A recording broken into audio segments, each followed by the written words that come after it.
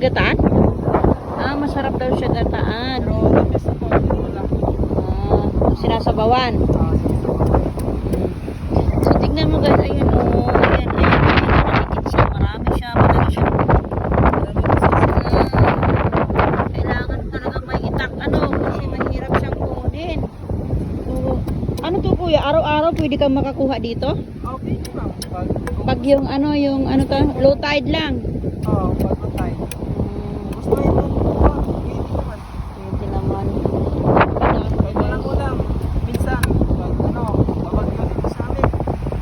Ito ang na rin, pag-asa para makaulam.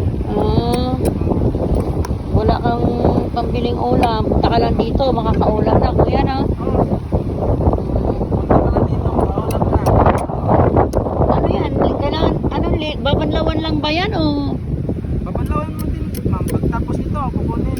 Then, i-ano mo, hanap ka ng ganito. Oh. Tapos, ganunin mo lang. Para mawala yung niya. Yung Mga buhangin. Opo. Nilinisin mo ng todo. Oo. Wala, ang dami oh. Ito oh. Guys, ang dami na.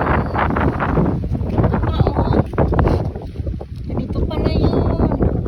Pwede ka talaga mabuhay dito pag nandito ka lang sa malapit sa dagat, no? Kasi bukod sa, nagsawa na daw sila sa isda.